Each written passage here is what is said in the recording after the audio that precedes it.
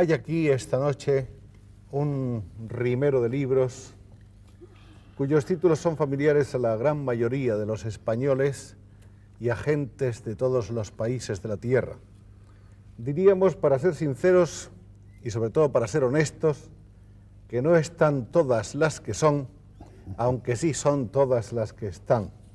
Esto es apenas una parte de todo lo que ha escrito casi en 60 años de vida profesional como escritor, don Ramón J. Sender, el ilustre español, cerebro eminente en las Américas, que tenemos no del todo rescatado, pero sí, gracias a Dios, aquí con nosotros en esta noche, para poder conversar un poco sobre su fecunda obra, sobre su vida independiente y arriscada, sobre esa estupenda y soberana integridad que le ha hecho querido y estimado por todos.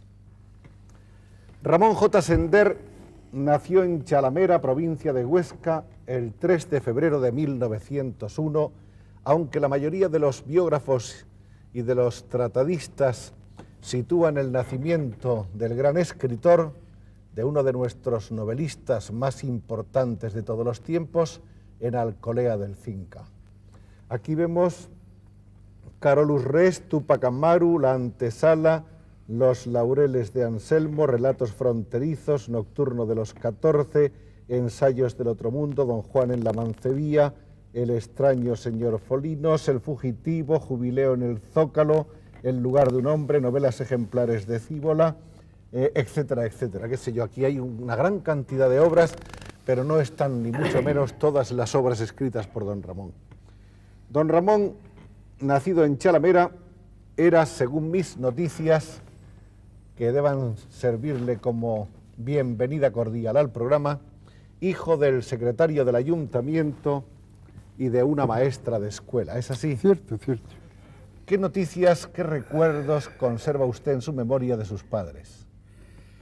Pues claro, todo el mundo tiene recuerdos idílicos de la vida familiar. En mi caso, como éramos muchos hermanos, éramos 10 hermanos, ¿no? Los recuerdos son mucho más accidentados, interesantes, a veces casi dramáticos, a veces casi siempre cómicos y siempre dulces, amables. Puede haber dulzura incluso en lo dramático, ¿verdad? Pues en un artículo reciente que se publicó en el Heraldo de Aragón, hablaba de una cosa muy interesante que, al menos para mí, que se relaciona no con la época de mi nacimiento, sino antes de nacer, cosa extraña, ¿no? Los médicos han dicho en las revistas de medicina recientemente que el primer sentido que despierta en nosotros y que actúa antes de nacer en el dulce hogar prenatal El dulce del seno regazo de la mamá es el del oído, y que los últimos 3 meses de nuestra vida prenatal el oído recoge los latidos sístole y diástole del corazón.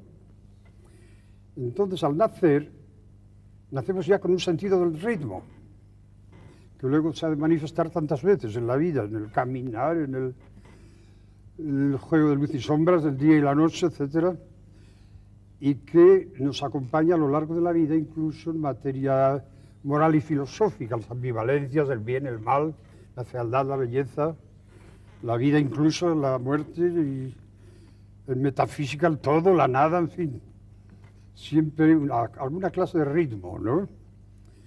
Bueno, pues, en mi caso, sucedió algo muy curioso en Chalamera, y es que 2 meses antes de nacer yo, y perdonen que hable de mí como si fuera tan importante, todo el mundo ha nacido, ¿verdad? Estaba un día mi madre, muy joven, en casa con una sirvienta antigua, vieja, que se llamaba tía Ignacia, que no era tía, pero que ella nos mandaba a nosotros y no servía, otras veces la servíamos nosotros a ella. Había una confusión ahí. Casi todos los hogares españoles han conocido esa experiencia. Y ella me contó que un día mi padre, volviendo de la caza, que le gustaba mucho ir a cazar, dejó la escopeta en manos de mi madre y se fue a la oficina. Mi madre estaba con la tía Ignacia y con una muchacha que luego fue una monja famosa en Aragón, la hermana Adela Valero, que ha muerto hace poco, y que fue mi niñera, ¿verdad? Y dejó la escopeta a mi padre en manos de mi madre, y mi madre, charlando con ella sentada en la silla, levantó los gatillos de la escopeta, los apretó y estaba cargada, ¿no? Entonces hubo un doble disparo, el disparo dio contra el muro, y yo debí sentirlo eso dentro. Porque cuando nací, según decía la tía Ignacia, y el médico me dio un sopapo para que llorara, y le devolví el golpe al médico. Y le arranqué las gafas y se las tiré al suelo y se rompieron. Parece que cuando nací ya advertido. Me han dicho, mucho cuidado porque fuera de aquí pasan cosas raras y a veces terribles. La verdad es que la historia me había de demostrar pronto que sí, de veras. La vida era compleja y difícil. ¿Había escuchado usted entonces filtradas a través del seno materno, en esa vida intrauterina, los gritos de la destrucción y de la muerte? Cierto. Y había usted escuchado también algo más consolador, que era la voz filtrada de su madre. Cierto, es la pura verdad. Lo dice usted mejor que yo. El hecho es que era una anticipación de las explosiones que había de oír después. En Marruecos, en la guerra de África, aquí mismo en Madrid, en la triste experiencia de nuestra discordia civil, y, en fin, en los incidentes de la vida diaria, que en definitiva y en una dirección u otra representan una lucha incesante por la existencia y por la permanencia en el existir, ¿verdad? Que no es tan fácil. Antes de seguir adelante en su apasionante historia, en una historia de tantas historias que tienen fuerza y que tienen además una experiencia viva y en ciertos modos cruda y dolorosa de nuestro tiempo, yo quisiera que usted nos hablara un poco, antes de continuar, acerca de cómo era su pueblo, de cómo era la sociedad en la que sus padres se movían, en la que, si no me equivoco, eran como campesinos acomodados, que tenían unas tierras en las que cultivaban no sé qué. Ya, pues era la familia de mi padre, era de origen muy humilde. Mi abuelo era analfabeto, pero era quizá el mejor hortelano, mejor agricultor de la comarca. Teníamos un huerto, recuerdo cuando ella se retiró de su temprana vejez, y él se entretenía en el huerto y nos traía las mejores frutas que se pueden imaginar y que no he vuelto a encontrar nunca en el mundo, ¿no? Ya no existen. No existen, en ninguna parte. En ninguna parte. Es decir, recuerdo en la mesa partían en el postre 12 o 15 melones que llenaban de fragancia la casa y todos eran merecedores de nuestra importante satisfacción, opinión sobre las frutas. Sí. Y elegíamos uno, y los demás eran para los cerdos, que eran muy felices con todas esas delicias. Como le digo, mi padre era de origen humilde, pero estudió para cura, para sacerdote, en el seminario de Lérida. Como es natural, mi padre, que era un libero del territorio, de la zona esa de los Ilergetes, entre Lérida y Huesca, y al cual yo sin duda me parezco, quizá en lo bueno un poco y en lo malo más, pues mi padre era un hombre que no podía ser un cura, quizá porque era demasiado religioso para ser un cura, o porque no era bastante. Su sentido de la religión, él mismo no lo comprendía porque no era hombre de letras, mi padre.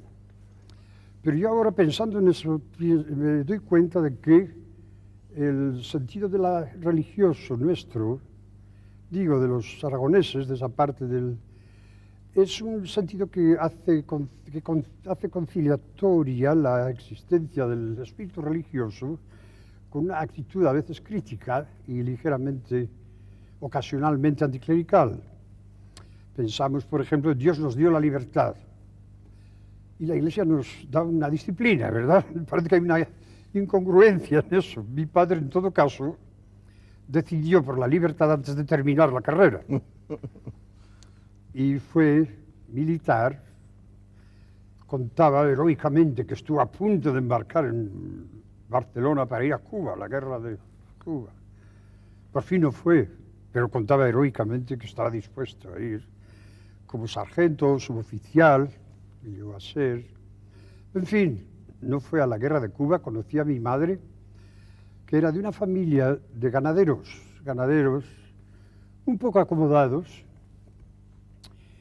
y se casaron. Mi madre era muy rubia, mi padre era muy moreno.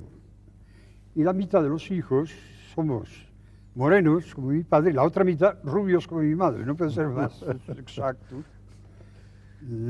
La compensación. Y de niños, la vida fue realmente encantadora, ¿no? Salamera, allí estuvimos solo un año, por eso dicen que soy de Alcolea, porque... Se fueron pronto ustedes a Alcolea. Alcolea, que era nuestro pueblo, Claro. de mi madre, de mi padre. Accidentalmente, incidentalmente, mi madre trabajó como maestra, pero se había hecho maestra en un colegio de monjas de Huesca, de Santa Rosa. Y ella estaba muy orgullosa de su título. Y trabajó un año, porque claro, empezaron a venir niños, y después la mejor escuela que podía tener era el hogar, ¿no? Pero siempre estuvo muy orgullosa del año que había trabajado como maestra. Y lo contaba, caramba, y se daba importancia, como en aquella época en que trabajara una mujer era algo relativamente infrecuente, y nosotros nos burlábamos cariñosamente de ella. En fin, la vida era una vida de veras idílica. ¿Qué lugar ocupaba usted en esa Era el larga segundo. teoría de niños? Era el Segundo, segundo. sí. O sea que está usted en los puestos de privilegio. Sí, sí.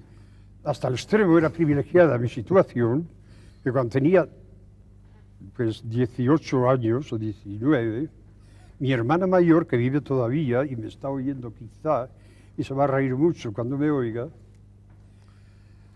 quería ser más joven como todas las mujeres, aunque ella era todavía muy joven, tenía 26, 27 años. Y me decía, mira, Ramón, vas a decir que tú eres el primero y yo soy la segunda, el orden de los hermanos. Y yo, que quería llevar a mi novia al cine y no tenía dinero, le decía, bueno, tú verás, eso cuesta dinero. Le hacía un fraude, un Un engaño, pequeño chantaje. un chantaje, lo que llaman en Estados Unidos un blackmail. Lo bueno era que yo caía siempre en el engaño, ¿no? Me iba tomando un cierto rencor, pero claro, naturalmente, el varón se imponía, yo era el de los hermanos, el que tenía más autoridad y la hacía sentir de vez en cuando. Todos nos queríamos, se nos llevábamos bien, y mi padre pasó a ser secretario de Alcolea, que es mucho más grande, ¿no? Allí estuvimos hasta que yo tuve 7 años, más o menos, o 8 años, y luego fui mi padre a Tauste, también como secretario. Más tarde a Zaragoza como hombre de negocios, de agente de negocios. Allí empecé a estudiar en el instituto. Después fui a un colegio de Reus, de la Sagrada Familia, donde hice un curso y fue muy agradable todo, realmente un magnífico colegio de Reus. Y conocí muchos muchachos catalanes que después han tenido una vida notoriamente... ¿Qué fue para usted, para un baturro de pura cepa, enfrentarse con la existencia de otro mundo que no tenía nada que ver, como era el mundo catalán? Oh, me asimilé enseguida. Cuando Enseguida. volví a casa todos decían, pareces catalán, el acento que tienes es terrible. Y tenía una novia muy dulce que se llamaba Valentina, que tomó enseguida mi acento también. Y me decía, todos dicen que tienes acento catalán. Yo no lo veo por ningún lado, y es que ella lo tenía también, lo había asimilado de mí. El acento catalán se pega enseguida, ¿no? Y por otra parte, para mí Cataluña fue la entrada en un mundo que, sin dejar de ser el mismo mío, tenía atractivos, cosas que no conocía antes. con el campo, con las pitas tan decorativas, los cactos grandes azules, ¿no? Vi la primera gran presa en el río de Cañas, sobre un río que hacía un gran, enorme estanque, ¿verdad? Allí nos burlábamos de los estudiantes más bajos, más jóvenes, diciéndoles que hacía eco realmente la voz contra el enorme bloque de la presa. Invitábamos a los más pequeños a decir su nombre y oír el regreso del nombre en el eco. Y uno de nosotros se escondía detrás de algún lugar y cuando un muchacho decía «Soy Ramón Puig, de Vilallonga», el eco contestaba «Eres un idiota perdido». Y yo, caramba, oye, pues esto no funciona, el eco me insulta. Y hacíamos bromas de eso, nos divertíamos mucho. Y claro, jugábamos nuestro partido de fútbol contra los estudiantes de algún otro colegio. ¿De qué jugaba usted? Oh, recuerdo de estos que corren más, un lateral derecho o algo así. Un extremo. Un extremo derecho, Ajá. sí. Un poco extremista, como usted. Como usted. Extremo, exterior, Extremo, ala, en sí. fin, hay muchas maneras de llamar a eso. La vida infantil de España en aquella época era de veras idílica. Ya. Teníamos nuestras batallas, a veces salía descalabrado alguien. ¿Alguna pedrada que otra? Sí, usted ve que una cicatriz en la frente, ¿no? Es una pedrada, pero esto no es nada. Recuerdo algunos amigos que venían a verme aquí a Madrid cuando ya tenían 30 años. Y yo los presentaba, campesinos, los presentaba a amigos míos y preguntaban, oye, ¿este es amigo tuyo tan extrañados de su aspecto? Aspecto cerril, campesinos, ¿no? Y él decía, ¿cómo si somos amigos? Mira aquí, es esta cicatriz blanca. Me la hizo él de un peñazo, como dicen aquí. No hemos de ser amigos, para él era una prueba de amistad. Éramos muy brutos todos los chicos. Yo también, claro. Muy brutos y muy recios. Sí, eso es verdad. Eso es. No nos mataba sin un rayo. No, a los que sobrevivíamos, claro. Porque la buena cualidad de lo que llamamos amablemente barbarie es que le dejamos a la naturaleza el trabajo de la selección natural. Los médicos nos permiten vivir, están tarados, enfermos y nos permiten tener hijos que van a nacer tarados también, ¿no? La naturaleza no. Cuando tiene usted una enfermedad, por pequeña que sea, se complica y se lo lleva el diablo, el ángel de la guarda. Y naturalmente, si usted tiene alguna salud y la tengo yo, es porque nuestros padres y nuestros abuelos no conocieron médicos. Mientras usted estudiaba ese bachillerato alternado con las pedreas y las escaramuzas propias Sí. de la edad, Sí. usted iba sintiendo ya una cierta atracción por las letras, ya tenía usted ganas de Cierto, sí. escribir, devoraba usted los libros que caían en sus manos. Cierto. Yo era la pesadilla de un bibliotecario de la Universidad de Zaragoza, a cuya biblioteca no iba nunca nadie. Yo iba a buscar libros que nadie pedía. Y recuerdo que él, que era un actor de talento, aficionado, se llamaba Comín. Cuando me veía por encima de las gafas, este chico, le obligaba a subir escaleras, sacar un libro de arriba. Pero claro, en el fondo era una buena persona. Y yo iba descubriendo cosas raras, pero lo más curioso es que en mi mismo curso había un chico con la obsesión de ser editor. Y claro, él dijo, yo voy a ser tu editor y tú mi escritor. Muy bien, y empezamos a hacer planes. Este chico se llamaba José María de San Pío. Su padre era profesor de hebreo en la universidad, un profesor distinguido. Murió ya.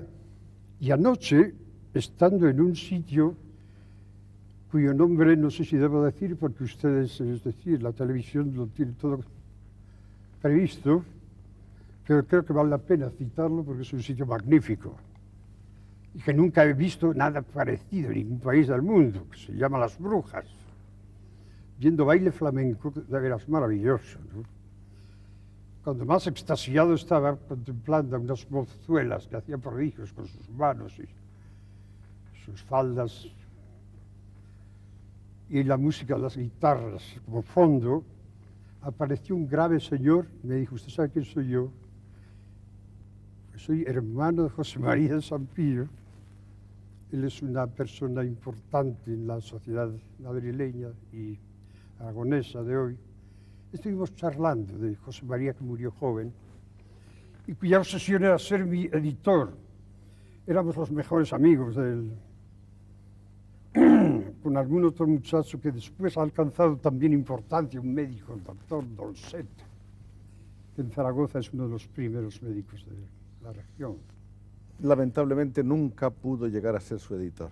Ya murió joven, pero de veras él habría sido un magnífico Editor. editor. Sí, tenía una pasión. Usted sabe lo que somos los españoles cuando en plena adolescencia se nos mete una idea en la cabeza. No hay quien la quite ni en broma. Mi padre creía que era una desgracia que un hijo escribiera poesía, pero mi madre, a las espaldas de él, me pedía que le leyera mis versos, que eran torpes, ¿no? Mis comedias o mis novelas, yo escribía todo eso. Mi madre escuchaba y decía, oye, nunca he oído nada más hermoso. Ella estaba convencida, como todas las madres, de que lo que hace un hijo es magnífico.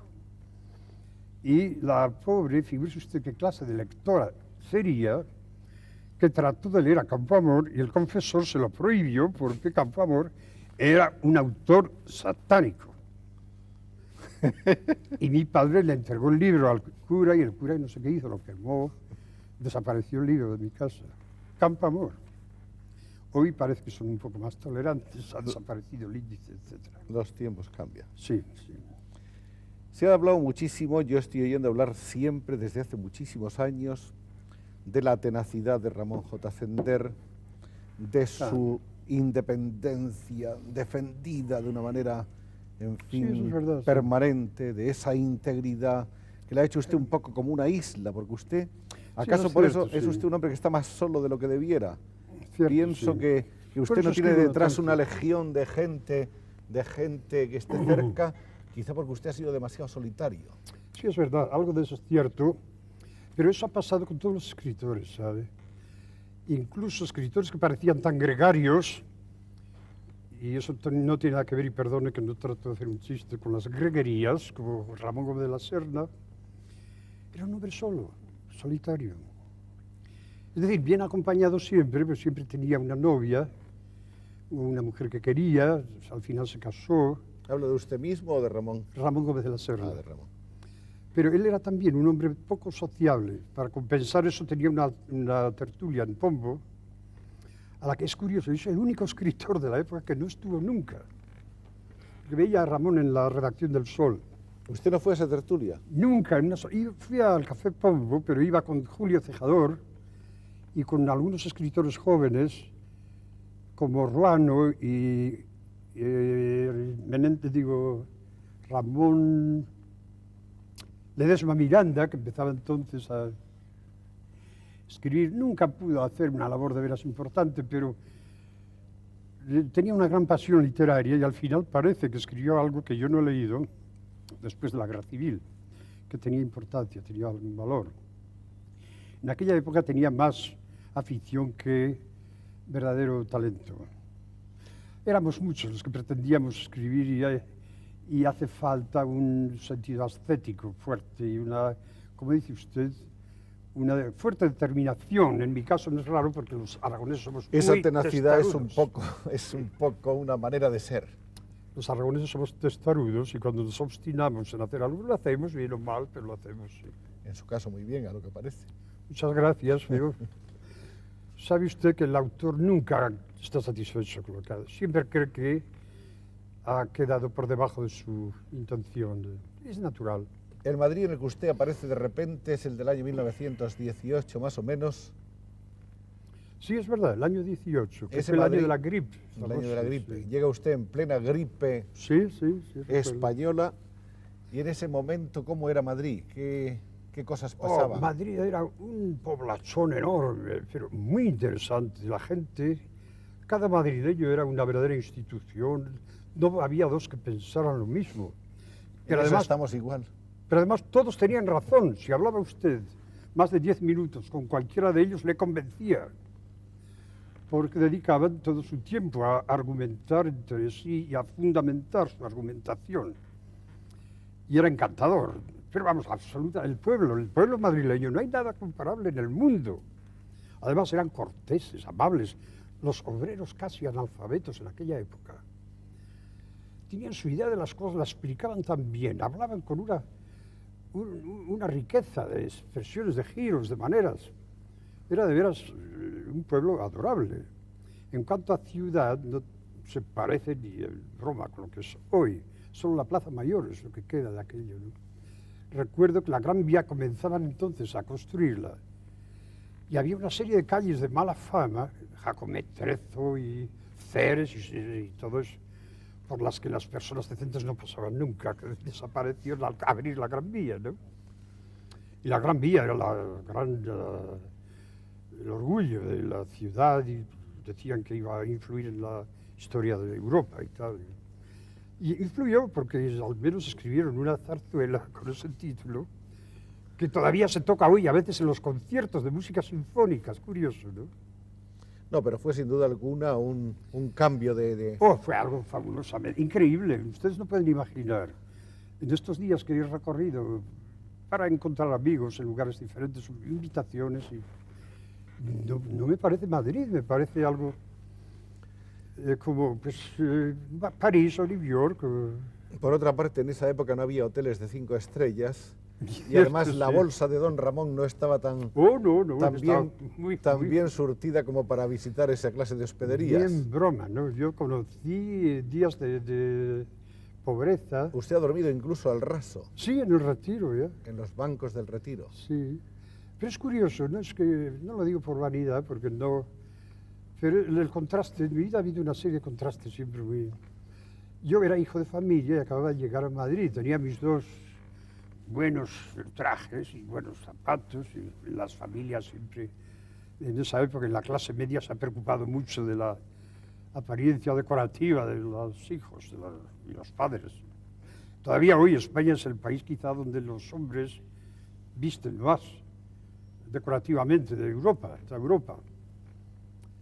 Y eso llama la atención de los extranjeros, ¿verdad? Es decir, el español se preocupa de la apariencia. Con todo eso quiero decirle a usted que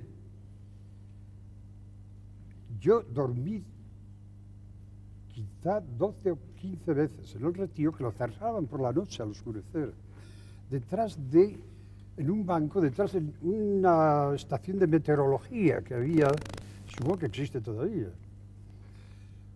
Era la primavera, dormía yo como un leño, mucho mejor que ahora.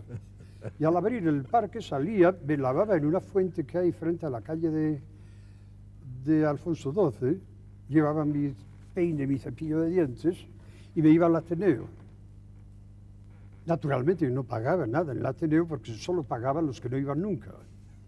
Los exministros, Osorio Gallardo, en fin, los hombres de la situación. Los próceres. Sí, no iban nunca, pero ellos pagaban por los que no pagaban. Ya. Nosotros teníamos que ir a los más importantes y nosotros el Ateneo no tenía razón de existir. Entonces, yendo nosotros, los jóvenes, estudiantes, escritores, hacíamos un favor al Ateneo. Pero pagar no, eso nunca. No teníamos dinero, costaba creo 15 pesetas. Pero lo pasábamos muy bien. Estuve así 10 o 12 días y claro, mi padre se enteró. Yo había estado trabajando como mancebo de botica en una farmacia de la calle de Hortaleza. Pues me peleé con el propietario, que era una buena persona, un señor que se llamaba Zúñiga Cerrudo, porque tenía una revista, la afición literaria es tremenda aquí, ¿no? Y quería que colaborara, y yo colaboraba y publicaba unos largos ensayos y narraciones. No era muy ambicioso ni muy exigente el farmacéutico, aunque era una persona distinguida, de origen social noble y de Salamanca, creo que era. Y nos peleamos un error muy gracioso, que yo le coloqué a Francisco Cambó, que era el líder del catalanismo de la Liga, ¿no? La Liga. Vino a la farmacia a comprar algo, que era un desinfectante corriente, como, no sé, pues permanganato, una de esas cosas de la época para los usos externos. Yo le di el mismo producto en polvo, en sellos para tomar, que es un veneno activísimo. Por distracción, porque tenía Pero un libro es abierto. un error fatal. Horrendo. Y afortunadamente el hombre dijo, caramba, pues siempre me habían dado esto de un líquido para... Y volvió y dijo, oiga, usted no se habrán equivocado. Y no era yo el que estaba el farmacéutico, recibía que se asustó, se puso pálido.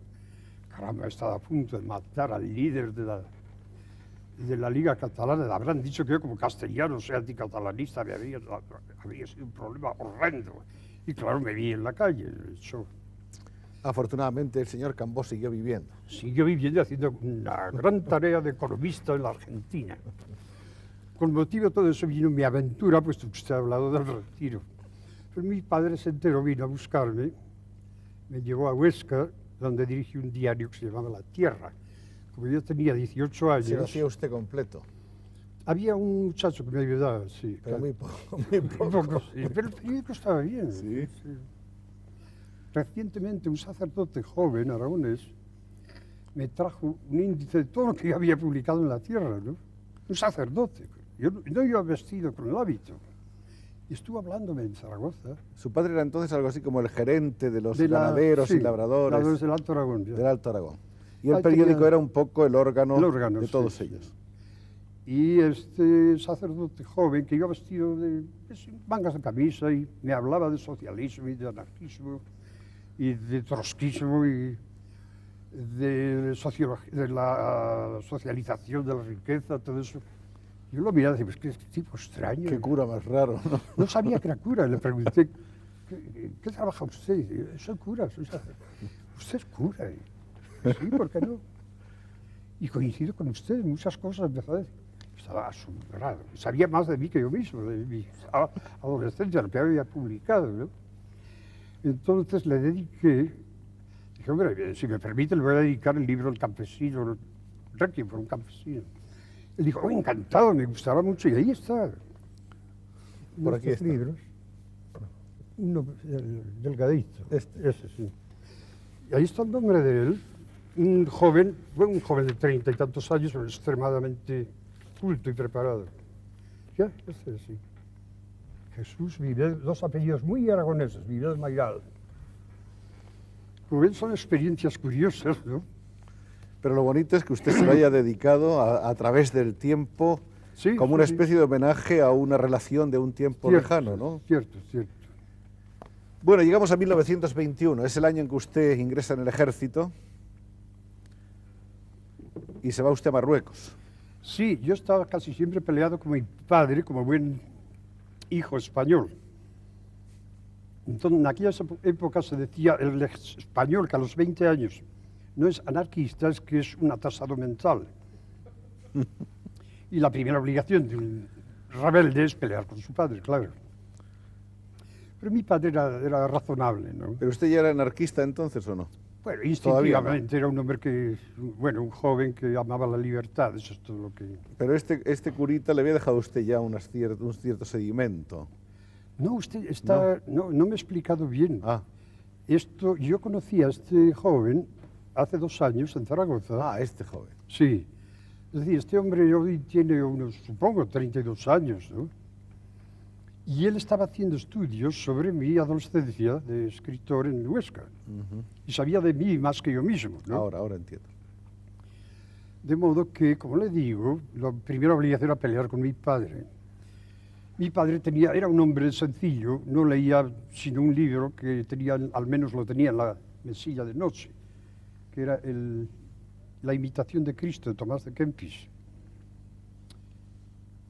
Eso no quiere decir que él imitara realmente a Cristo, pero en fin, trataba, hacía lo mejor que podía, ¿no? Como buen hijo rebelde, cuando llegaron las quintas, yo saqué un número malo, tenía que ir de soldado. Y mi padre, gruñendo un poco, me dijo, voy a poner 2.000 pesetas de la cuota para evitar que vayas soldado. Entonces serás soldado de cuota, 2 meses. Y yo, que había estudiado el problema antes, le dije, no tienes que poner un centavo porque no lo necesito. porque había una ley, ese año comenzó de oficiales de complemento. Yo no tenía el título académico, sino del bachillerato, pero eso bastaba para pretender. Entonces fui a las oficinas adecuadas y dije, oh sí, pues. De modo que rechacé las 2.000 pesetas de mi padre, y mi padre dijo, caramba, con este tío no se puede, una vez que trato de ser generoso. En fin, estuvimos siempre así. Pero ni él fue demasiado duro conmigo, aunque de chico me sacudió el polvo alguna vez. Pero pocas. Ni yo tampoco fui un hijo cruel con él, no le hice la vida desgraciada. Peleamos, como digo, y fui al ejército para evitar que él pudiera enorgullecerse de haber pagado 2.000 pesetas por mí. Además, tenía la ventaja de que en un año era alférez de complemento, y como todos los puestos de oficial en Marruecos estaban cubiertos por profesionales, al ascender a alférez me enviaban a casa un año. Entonces el servicio militar se quedaba reducido un año en Marruecos viendo cosas extrañas. Hubo alguna batalla, algún combate, pero en esa época no hacen gran efecto. Yo fui sargento comandante de posiciones de primera línea, tuve aventuras allí de noche, anduvimos a tiros. Nunca vi un muerto que hiciéramos nosotros, pero hubo tiros, sonaba aquello como en las óperas, ¿no? Y conocí gente interesante que después han tenido alguna importancia en la vida española. Al volver conocí a los uruguaitis que tenían el sol, la voz. Un hermano mío trabajaba como abogado auxiliar de otro abogado, casado con una hija de Urgoiti. Y fui a visitarlos y Urgoiti me dijo, hombre, usted es periodista. Digo, sí, en Huesca, hago la tierra. ¿Y no quiere usted hacer el sol, saltar de la tierra al sol? Digo, bueno, un salto importante. Me ofreció un puesto, yo no se lo pedí, pero para mí eso era la consagración con mis 23 años, ¿verdad? Y ya desde entonces todo ha sido Hay un libro coser y cantar. Un libro que parte más o menos de esa experiencia marroquí suya, que es Imán. Sí, es verdad. Libro dificilísimo de encontrar hoy, aunque en algunos catálogos de libreros de viejo lo ofrecen cuidadosamente como un ejemplar sí, casi misterioso, sí, a precios inconcebibles, ¿no? Altísimos. Sí, hasta 5.500, 6.000 y 6.500 pesetas. Sí. ¿Cómo era ese libro que no hemos podido conocer la mayoría de sus lectores? Pues mire usted, ese libro me alegro de que usted lo cite, porque, bueno, hay que partir de la base de que yo he tratado de hacer algo que tenga interés en literatura, pero nunca me he quedado satisfecho de mi obra, ¿no? Siempre creo que podía haberlo hecho mejor y estoy seguro de que, si no yo, otro podría haberlo hecho mejor que yo. No crea usted que es modestia o falsa, no, estoy convencido, ¿no? Pero en el caso de Imán es una novela testimonio, algo vivido en Marruecos, inmediatamente después de la catástrofe de Anual. Cuando yo llegué, no había más que Melilla, nuestro poder, todo lo demás, los rebeldes moros estaban en las puertas de Melilla. Y estuve en el regimiento de Ceriñola, regimiento de línea, muy famoso por su combatividad, etc. Pero era un regimiento en cuadro, habían muerto más de 7.000 soldados. Allí los regimientos eran de 8.000, más o menos. Entonces, al llegar yo era el momento en que se estaba reconstruyendo el regimiento. Y cuento en mi libro, Imán, todas las experiencias que tuve y los hechos que me contaron y que yo pude comprobar por testigos en los lugares mismos donde sucedieron. En Igueribe, en Anual, Tistutin, Darkebdani, todos estos sitios, ¿no? Monterruit, oh, eso sí, fue horrendo, ¿no? Usted fue conspirador también. Sí, ¿quién no? En esa época. Sí. Bueno, España ha sido siempre un país de conspiradores. Y usted Todo fue el siglo. conspirador contra la dictadura de Primo de Rivera. Sí, sí. E incluso fue usted un poco víctima de esa... Oh, sí, conocí la cárcel, que, como me decía un gitano, cuyos discípulos tocaban la guitarra ahí, y lo conocen muy bien y lo admiran. Yo le preguntaba, ¿de qué ¿por qué lo han traído usted aquí? Decía, por un pinchacillo de nada. Parece que le había dado una puñalada a un amante. En todo caso, era un hombre que era un magnífico guitarrista, que iba con Pastora Imperio. Pues él me decía, hombre, no se aburra usted, él quería decir, no tenga esa melancolía. Pero él decía, no se aburra usted, era gitano puro, muy poco letrado. Porque ahora aquí a la cárcel viene la mejor gente de Madrid. Venimos, la mejor gente de Madrid. Decía. Sí. Es verdad que estaban Fernando de los Ríos, estaban 7 u 8 presos políticos importantes, ¿no? Y yo le digo a usted la verdad. Yo no puedo ver nada en España que no me guste. Ahora cuando he venido, vivo en un estado de constante ensimismamiento con todo, las mujeres en la calle, las carteleras de los teatros, aunque veo que hay cosas que siguen modas un poco absurdas del extranjero, ¿verdad? El hotel, que es magníficamente organizado, como un buen hotel americano. En fin, todos los aspectos, la vida española, me parecen encantadores. ¿No? Debe ser el efecto de la vejez o lo que sea, pero yo creo que tengo razón. Pues, en esa época, cuando la recuerdo, el periodo que estuve en la cárcel fue como estar en un sanatorio de lujo. La Asociación de la Prensa me enviaba la comida del restaurante Molinero, que era el más caro de Madrid. Y como no se podía tener café, no se podía hacer café con alcohol, porque estaba prohibido el alcohol dentro de la cárcel. Pero me enviaban el alcohol en tabletas blancas de una materia que yo no recuerdo ahora lo que era. En aquella época debía ser una novedad tremenda. Y eran el asombro de todos los demás presos. Yo tomaba baños de sol en el patio, aprendí una cantidad de cosas de sociología rebelde. O sea que está usted en la cárcel como un marajá, vamos. Sí, además me divertí tremendamente.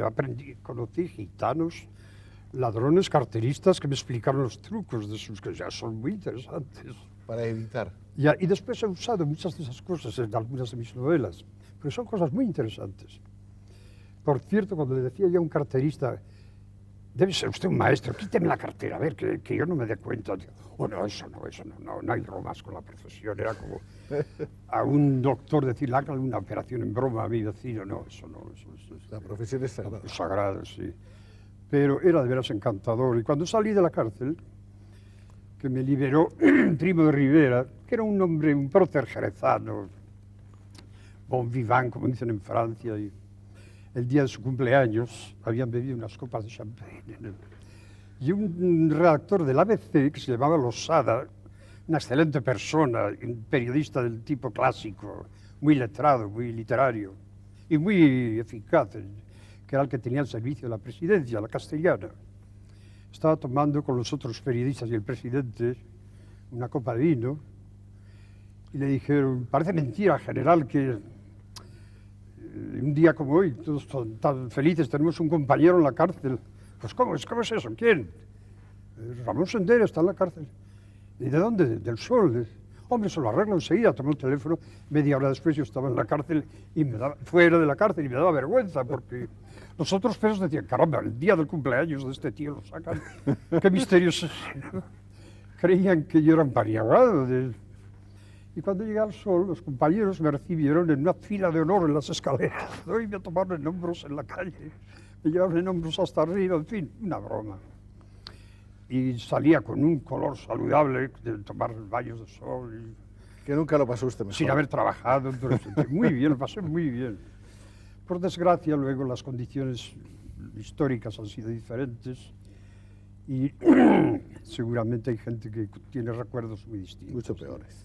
Pero en fin, hay el pudor de lo trágico y no debemos hablar de esas cosas. Hablemos de la década de los 30, que es una década muy importante para usted, ya que en ella ocurren una serie de cosas.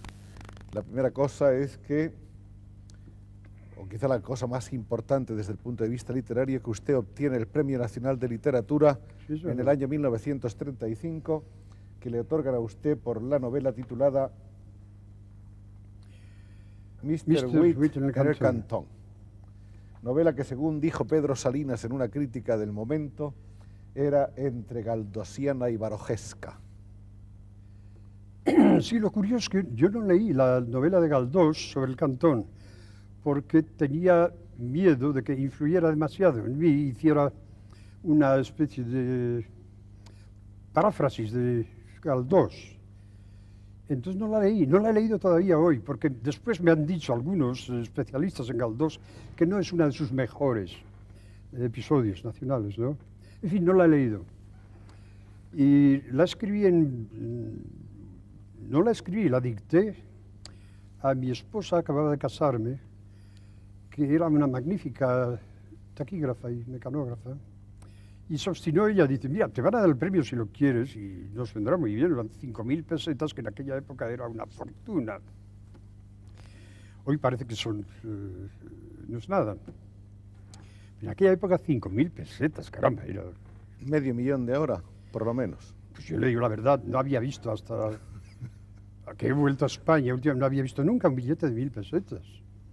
He visto cientos de billetes de 1.000 francos y de otros países. Pero en 1.000 pesetas nunca, eso quedaba para el Marqués de Urquijo y algún otro gran banquero. En esa época, en esa década, se produjo la llegada de la República. Sí, sí. Y la aparición de un libro suyo, que fue un libro polémico, Sí. un libro muy discutido, muy debatido, en el cual usted tomaba posición un poco contra la acción de los gobernantes de la República en el famoso asunto de Casas Viejas. Libro que usted tituló Viaje a la aldea del crimen. Sí, eso fue algo deplorable. Es que la República vacilaba, quería por un lado ser popular, hizo exactamente lo que hicieron con la Primera República en el siglo anterior, el siglo pasado. Por un lado quería ser popular, eran idealistas, casi todos los dirigentes eran profesores de universidad, que generalmente no son los mejores políticos. Los buenos políticos suelen ser hombres de origen popular, muy organizadores, muy hombres de acción, por ejemplo, Indalecio Prieto, ¿verdad? Agitadores naturales y organizadores, Pablo Iglesias en aquella época también, ¿no?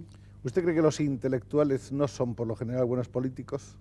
No son buenos políticos, sino que son los naturales enemigos de los políticos dirigentes, y así los consideran los dirigentes políticos, ¿verdad?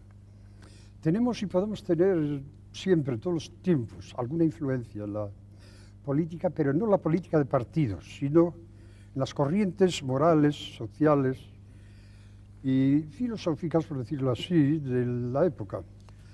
Pero en la política de partidos no. Yo mismo no podría decir, si me preguntaran, pues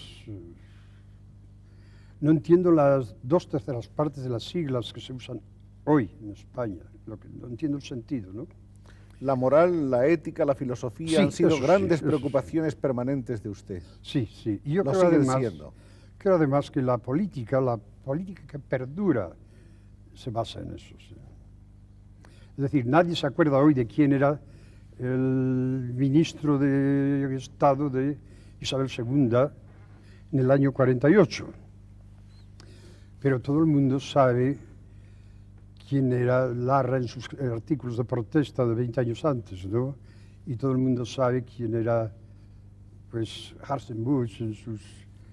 Y sobre todo al final del siglo, Marcelino Méndez Pelayo, cuando comenzó con sus... Y han tenido una influencia tremenda todos estos hombres en la conciencia de su tiempo. De modo que los políticos, yo creo que tienen un cierto rencor contra los intelectuales porque saben que vivimos más que ellos. La gente los aplaude a ellos, los aclama, pero los olvida más fácilmente. El político tiene una vida fugaz. Ciertamente. Y el escritor dura... Ciertamente. El político tiene el poder legal y el poder ejecutivo, ¿verdad?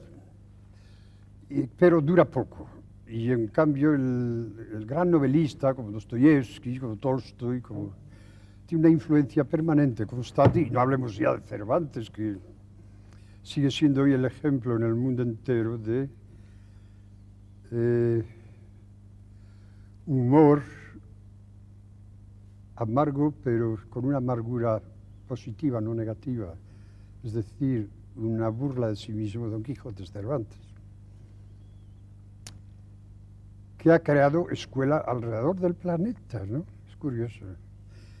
Y en su época el pobre Cervantes no podía conseguir un empleo que le permitiera pagar los gastos de la familia, ¿no? Se casó con una señora de Esquivias y en el acta de la boda pusieron el número de gallinas que había en el corral, al lado del... Y el pobre Cervantes, mira que dijo, bueno, podían poner el gallo también. Oh, sí, falta el gallo. Esa señora de Esquivias, que Dios la tenga en su santa gloria, amén, era una buena mujer castellana de su tiempo, pero el pobre Cervantes no conoció sino miserias de ese tipo. Esa década de los 30 nos trajo la guerra. Sí, ya. Le trajo a usted después el exilio, estuvo usted en Guatemala, estuvo usted en México, se fue usted después a California, donde empezó a ejercer como profesor. Dejando a un lado ahora su carrera como escritor, ¿qué ha significado para usted vivencialmente estos años de ejercicio de cátedra, estos años de profesorado en Estados Unidos? Pues ha puesto orden en mi confusa y caótica imaginación y me ha enseñado un poco a graduar y dar su verdadero sentido a la capacidad de influencia personal que un español puede tener fuera de España. Baltasar Gracián, que usted conoce muy bien, decía, el español trasplantado mejora. Y es una verdad como un templo. Un español que en su aldea aquí no ha hecho nunca nada, un trabajador, un jornalero, ¿no? Sale, llega a México descalzo.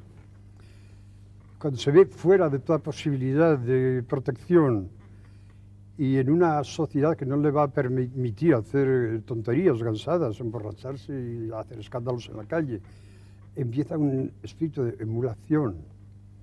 Quiere ser mejor que el otro, radicado en el país y trata, en fin, a los 20 años es millonario. Cuba estaba llena de esos, Chile también, México, todo el dinero de México. México dice, muera España, abajo los cachufines, pero luego dan la hija más bonita de la familia a un español con mucho orgullo porque saben que el español es un mejor esposo, mejor padre, más cuidadoso. En general el mexicano, que tiene muchas buenas cualidades, no es tan cuidadoso del orden interior del hogar. Ha heredado los vicios nuestros de la colonia, que son los vicios de todas las colonias, vicios de campamentos de mercenarios militares, la embriaguez, la borrachera, el donjuanismo y el machismo, ¿no? Y ellos lo saben, se dan cuenta los mexicanos. Y hay un caso muy curioso, el mexicano no se concibe a sí mismo sin un amigo gachupín con el que pelea cada día, discute. Y dice, pues los españoles que hicieron aquí y tal. Gachupín, sí, pero si nosotros, ¿cómo hablarías? Estaríais todavía en los árboles como los monos, tal. Y a la hora de la verdad, el gachupín tiene $4.000 ahorrados y el otro necesita 1.000 porque lo van a meter en la cárcel. Y el gachupín le ayuda, lo saca de la cárcel, en fin. Se entienden muy bien, siempre están peleando y siempre están de acuerdo. Y ese español multiplicado por la situación en Estados Unidos fue también Ramón J. Sender. Ya, en mi plano modesto, yo hice un trabajo universitario que me gustó, es agradable porque hay una total libertad. Uno puede decir lo que piensa, como quiere, cuando quiere y sin ninguna clase de limitaciones. Yo he tenido alumnos que eran sacerdotes jesuitas con su hábito de la Universidad de San Luis, una gran universidad, que no tenían el grado doctorado académico para poder ser profesores de universidad, y me los enviaban allí. Los enviaban allí porque había una minoría que hablaba buen español. ¿Usted natural. impartía sus clases en español o en inglés? Yo solo tenía clases de doctorado muy avanzadas y siempre daba las conferencias en español. He dado conferencias en inglés fuera de sobre materias muy concretas, es decir, materias en las cuales el lenguaje es casi internacional, por ejemplo, psicología en relación con la literatura, o filosofía, aunque no filosofía de sistemas, sino el espíritu analítico.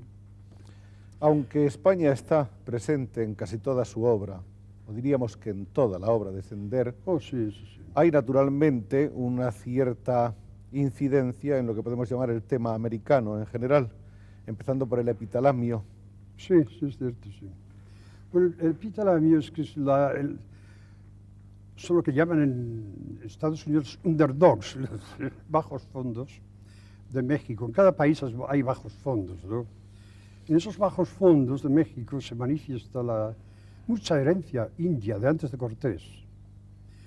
Y como son tipos que no se han adaptado a la llamada civilización, en sus defectos, en sus vicios, en sus formas extravagantes y discrepantes de vivir, son de un gran interés, un tremendo interés. A veces pues, hay tipos que parecen degenerados y no, tienen cierto talento poético, don artístico, y lo manifiestan a su manera, ¿no? En el epitalamio quiero decir algo de eso. Don Ramón, usted después de tantos años americanos, ¿es más americano que español o sigue siendo el aragonés de siempre? Yo soy inevitablemente y fatalmente... Inexorablemente español. Sí, inexorablemente español. Y no hay quien lo remedie, ni yo tampoco lo quiero remediar. De modo que, ahora bien, no quiero saber absolutamente nada que huela a discrepancia de razones, motivos políticos, aunque en materia de moral o sociológica o filosófica podríamos discutir y argumentar, pero de política de partidos no sé absolutamente nada. Usted quiere una España Concordia, en paz, sí, sí. En la que todos, si es necesario, todos prescindamos un poco de nuestros radicales puntos de vista en favor del punto de vista del vecino de enfrente, ¿no? Porque si pudiéramos pasar 2 generaciones en paz, buena convivencia y trabajo creador con cierta libertad en los laboratorios de las universidades, en los centros de educación de trabajadores industriales y facilidades en las escuelas públicas, en el campo y tal, en 2 generaciones o 3 España sería la cabeza de Europa, porque todo el resto de Europa está en decadencia. O sea que usted cree que la lección aprendida, sobre todo en tantos años de exilio, es que una España unida, una España en convivencia, una España en paz, puede dar un paso de gigante. Sí, si no olvidamos que en esa paz tiene que haber una base mínima de justicia, social. Sí. Del viejo anarquista que usted fue, del amigo de Durruti y de Ascaso, Sí. del amigo de Trotsky en el exilio que usted fue, Sí. ¿qué queda? Pues queda un hombre con el amor de la libertad que tenía siempre, ¿no? Por el cual estaría dispuesto a jugarme la vida si fuera necesario, aunque sería incapaz de molestar al vecino, eso no. Si me obligan a expresar una opinión que no es la mía, y lo siento mucho, ¿a qué hora sale el avión? O si dice, no hay avión, digo, oh, no, pues entonces vamos a tratar las cosas en el campo que usted quiera. Es decir, soy el de siempre, sí. Y finalmente, aunque este no es un programa de temas, digamos, coyunturales, inmediatos, sino es un programa en el que estudiamos con una cierta perspectiva la personalidad y la vida de los hombres importantes como usted, nos gustaría saber algo de su más reciente quehacer. ¿Qué es lo último que usted ha escrito, maestro? Pues, como cada autor, al final de lo que calculamos que puede ser una vida normal, en cuanto a extensión, uno trata de decir lo que no había dicho antes, ¿no? Pero resulta que las posibilidades de expresión son infinitas. Hace 10 años que estoy escribiendo la última novela. Pero ahora sí, creo que he escrito la última, que está sin publicar, y que, por cierto, ha traído mi colaboradora, la profesora doctora Watts, de una universidad muy importante de California. La autora de un libro que ha aparecido ahora que se llama 21 días con Sender en España. Sí, sí. ¿Qué le vamos a hacer? Son cosas a las que está expuesto siempre un...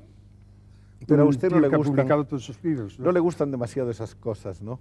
Eso de tener 300 fotógrafos detrás. No, los fotógrafos y 100, nunca me y 100 consideraron 100 galán. periodistas. Sí. No, eso no. ¿O usted prefiere más bien el diálogo entre pocas personas, sosegado, Sí, tranquilo. sí. Mire usted, hay un tipo de publicidad, como creo que le he dicho antes, ¿no?, que llamo Coca-Cola publicidad, y la casa, lo he dicho alguna vez en América esto, en la televisión, y al día siguiente me he encontrado con 4 cajas de Coca-Cola de regalo, que a lo mejor mañana me sucede igual en el hotel. Y yo debo confesar que no he tomado nunca una botella de Coca-Cola hasta el fin, porque tiene cafeína y eso me pone nervioso, ¿no? Pero en fin, ese tipo de publicidad Coca-Cola lo aborrezco. Ahora, que un compañero, un buen escritor, haga un análisis justo de uno de mis libros, aunque no esté de acuerdo conmigo, ¿no?, me parece muy bien, me parece halagüeño. Como diría José Pla, volvamos a donde íbamos. Sí, Y sí. el libro último que usted ha escrito, esa novela, se llama La efemérides tiene un sentido, pues, metafórico, ¿no? Bueno, Simbólico. Simbólico, ya. Se refiere a la celebración de un acontecimiento, no se puede situar exactamente en el tiempo ni en el lugar. Creo que se plantean ahí todos los problemas que forman el fondo de nuestra elemental humanidad en el plano intelectual, ¿no? Finalmente, ¿quién es ese otro Ramón J. Sender que se dedica al cultivo De la del pintura. arte pictórico? Es que sobra tiempo, ¿sabe usted? La expresión es la misma. La expresión por el arte visual es muy parecida a la otra, ¿no? Y es tan tentadora porque realmente todo vino de una casualidad, que compré una pequeña casa en América y había unos cuadros de un pintor alemán que se llama von Hassler, conocido allí, y se vendían $600, $700, y el que me vendía la casa me decía: le voy a dejar los cuadros estos para convencerme de que hacía buen negocio. Y decía: bueno, ¿y quién es von Hassler? Dice: oh, es un genio. Pues, ¿cómo sabe usted que es un genio? Oh, es un genio, ya. ¿Y cómo sabe usted? Es un genio, está siempre borracho. Y claro, yo reía, pues estamos listos. Compré la casa porque era bonita y barata. Y un día probé, porque me había dicho Picasso que yo podía pintar. Hablando de pintura y opiniones, dice: oye, tú podías pintar si quisieras. Y dije: pero pues yo no he aprendido, no he ido a ninguna academia. Dice: pues eso es lo mejor, pues si vas a la academia luego tendrás que olvidar todo lo que te han dicho. En la academia te querrán enseñar a pintar como Velázquez. Y eso está pintado ya, no hay por qué pintarlo. Como Murillo o como Goya, pues ya lo han hecho ellos. Ahora estamos en otra época. Tú puedes pintar, y el tonto pinta su tontería, el inteligente su inteligencia, el genio su genialidad. Todo el mundo puede pintar. Yo lo tomé a broma, ¿no? Pero cuando vi esos cuadros, probé a pintar encima de uno de ellos, ¿no? Y una amiga que lo vio me dijo: hombre, es una barbaridad, ese cuadro vale $700 y todo está estropeando. En fin, lo terminé, lo colgué donde estaba, y algunos amigos pintores que lo vieron: caramba, eso está muy bien. Yo me animé, pero esta amiga que le digo, usted tenía razón, porque los demás cuadros se los llevó, los envió a una de estas galerías de la ciudad y se vendieron todos enseguida $1.000, $1.200. La mujer tiene un sentido práctico tremendo. En todo caso, ese primer cuadro me animó y luego pinté más por distracción ya. ¿Y piensa usted seguir? En la medida en que sea cómodo para mí, no como una decisión práctica o como una necesidad artística, no, es una cuestión de comodidad. Don Ramón, ¿está usted en los 75 Sí, sí. bien cumplidos? Oh, sí, sí. Con una piel todavía muy joven, con un Sí. espíritu más joven todavía. Nadie me daría más de 72. Nadie le daría más de 69. Pongamos 73 porque Con esos ojos brilladores, con esa facundia y esa fuerza. llevo que tiene 3 días usted. sin dormir más de 3 horas o 2 horas cada Le noche. vamos a dejar enseguida para que se vaya usted a la cama, don Ramón. No Pero tanto, esperamos ¿no? muchísimo de usted todavía. Pues haré lo que pueda con cada cual, Y ¿no? yo pienso que todos los españoles se sienten muy felices de este reencuentro con usted, que hasta ahora estaba reservado a las páginas de sus libros, y que como usted hacemos votos porque esa España próxima, inmediata, en concordia, para todos los españoles sea una realidad Sí, es pronto verdad. y siempre. No debemos olvidar, como decía antes, con todo esto de ir un poco de justicia social creciente, es decir, la clase media ha aumentado enormemente, pues que siga aumentando, que el trabajador de fábrica pueda llegar a ser fácilmente un especialista en una carrera